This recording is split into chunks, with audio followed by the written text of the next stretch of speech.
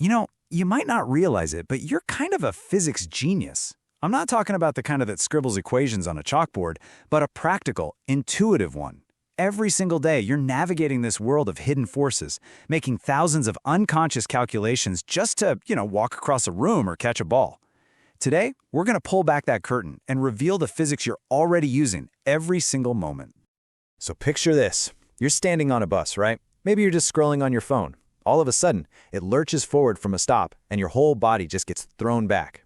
Then, a few minutes later, the driver slams on the brakes, and suddenly, you're stumbling forward. What is going on there?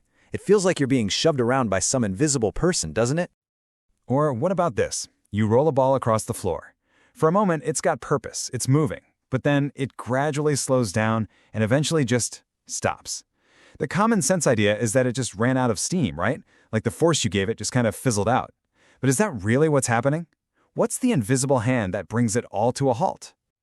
Well, the beautiful thing is, the answers to these questions aren't buried in some dense, dusty textbook. They are literally written into the fabric of the world all around us. They're in every falling leaf, they're in the grip of your shoes on the pavement, in every single step you take. You just have to learn how to read the language. So let's start decoding that language. Here's our little roadmap for today. We're going to start by exploring the universe's natural stubbornness. Then, we'll unmask that invisible force that stops everything. We're going to redefine what down actually means and connect a few crucial missing links. And by the end of this, I promise, you're going to be seeing the world with brand new physics eyes. All right, first up, that bus. That feeling of being thrown around, it's not just a random jolt or you being clumsy, it's you having a direct conversation with a fundamental property of the entire universe, and it's probably not what you think it is. Our intuition, our everyday gut feeling, tells us that things that are sitting still want to stay still. I mean, it takes a real shove to get a heavy box moving, right? It just seems like objects are fundamentally, lazy, that their natural state is to be perfectly motionless. But that's only half the story. And this is where we have to make a little mental shift. See, physics isn't actually obsessed with whether something is moving or not. What it's truly obsessed with is any change in that motion. The starting, the stopping, the turning, that's the real drama. That's where the forces show up and where things get interesting. And this stubbornness has a name: inertia. It's this deep, cosmic resistance that every single object has to its motion being messed with. And notice that key phrase, state of motion. Yeah, that includes being at rest, and this is the important part, it also includes just cruising along at a steady speed in a perfectly straight line. Objects are basically creatures of habit. They really, really hate change. This is exactly why that bus jerks you around. When it accelerates forward, the bus floor moves your feet, but the rest of your body, your upper body, because of inertia, wants to stay put right where it was a second ago. So you feel like you're being pushed back, but what's really happening is the bus is just moving out from under you. And when the car stops suddenly, your phone on the dashboard wants to keep cruising at 30 miles an hour. Its inertia carries it forward, right off the dash. When a car takes a sharp turn, your body wants to keep going in a straight line, which is why you lean and get pressed up against the door. And that seatbelt is the hero applying a force to your body's inertia, basically yelling, nope, you're changing direction with the car, like it or not. Okay, so if inertia says that objects want to keep moving in a straight line forever, that brings us right back to our rolling ball. Why on earth does it stop? Why doesn't it just keep going? Well, the answer is an invisible force that is both our greatest friend and our most persistent enemy. For centuries, and I mean centuries, this was one of the biggest misunderstandings in all of physics. It's an idea that held science back for ages. And it's easy to see why. It just feels right. To keep a cart moving, you've got to keep pushing it. If you stop pushing it, it stops moving. Simple, right? Except it's completely wrong. An object in motion stays in motion, unless a force acts on it. That's the law of inertia we were just talking about. Force isn't the fuel that keeps things going. Think of force more like a director. It's the one who yells, cut to stop the action, or turn left to change the scene. Force is the agent of change. So if inertia is the rule, why does our rolling ball seem to break that rule? If it's supposed to keep going, why doesn't it? Because there is another force at play. There's a hidden director on set that we almost always forget to even see. And for this, we need to zoom in. I mean, way in. To you, the floor that ball is rolling on might look as smooth as glass. But if we could look at it under a super powerful microscope, we'd see this rugged, alien landscape of microscopic peaks and valleys. And the ball's surface? It's exactly the same.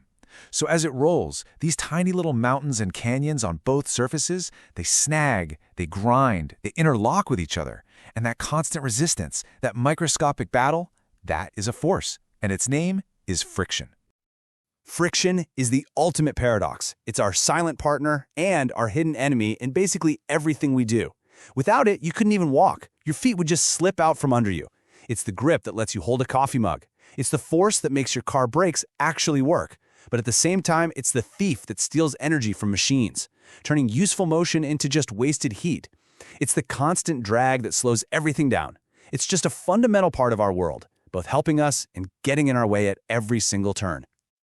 So, we've talked about what starts and stops motion on the ground. But what about the force we feel every single second of our lives? The one that's so constant we barely even notice it's there. The force that pulls things, well, down. It seems like the simplest idea in the world, right? You drop something, it falls down. But take a step back for a second and picture the entire globe. If you drop a ball here in New York, it goes down. If someone in Australia, on the complete opposite side of the planet, drops a ball, it also goes down. But their down is the total opposite of your down. So what even is this direction that we all call down? Down isn't some fixed direction out in space. It's a relationship. It's the direction towards the center of mass of our planet. Gravity is this cosmic attraction, a fundamental force where mass calls out to other mass. The incredibly massive Earth is constantly pulling on everything with mass, you, me, the air we breathe, straight towards its core. Down is simply the path of that constant planetary hug. So we have inertia, we have friction, and we have gravity. Those are the big three that really run our daily lives. But there are a couple of invisible connections that weave all these ideas together. They're the missing links that complete the picture and let us see how it all works in this beautiful harmony. Okay, first, the crucial difference between mass and weight. We use these words interchangeably all the time, but in physics, they are worlds apart. Mass is the amount of stuff, the atoms and molecules that are in an object. It's the true, fundamental measure of an object's inertia, its stubbornness. Your mass is constant. It's the same on Earth as it would be on the moon or just floating in deep space. Weight, on the other hand, is just a measure of how hard gravity is pulling on that mass. And since the moon's gravity is only about 1/6 of Earth's, you'd weigh a whole lot less there, even though you are still fundamentally, completely you. Next up, the cosmic dance of forces. Forces never ever show up alone. They always come in pairs. This is the universe's great law of pushback. Whenever you exert a force on an object, that object is simultaneously exerting an equal and opposite force right back on you. So if you lean against a wall, you're pushing on the wall. The only reason you don't fall right through it is because the wall is pushing back on you with the exact same amount of force. Always equal, always opposite. And this leads to an absolutely incredible realization. Just think about the simple act of walking. What are you actually doing? With every single step, you are using the friction between your shoe and the ground to push the entire planet Earth backward behind you. That's the action, and in response, the reaction, the Earth pushes you forward. Now, because the Earth's mass, its inertia, is so unbelievably huge, its movement is basically zero. But yours is not. Every single step you take is a beautiful, intricate dance of action and reaction with the planet itself. It's amazing. So, we've peeled back the layers on these forces you've been experiencing your whole life. But the goal here isn't just to memorize a few definitions. It's to fundamentally change how you see the world around you. It's about upgrading your perception, to go from just being a passive observer to an active participant in the beautiful physics of reality. You now have the power to look at these everyday moments with a new, clearer lens. You can see a rolling ball come to a stop and say with confidence, that ball stopped because of the force of friction acting against its motion, not because its initial push just ran out. When you're on a turning bus, you can feel that lean and think, that's not some weird force pushing me. That's my body's own inertia trying to keep me going in a straight line.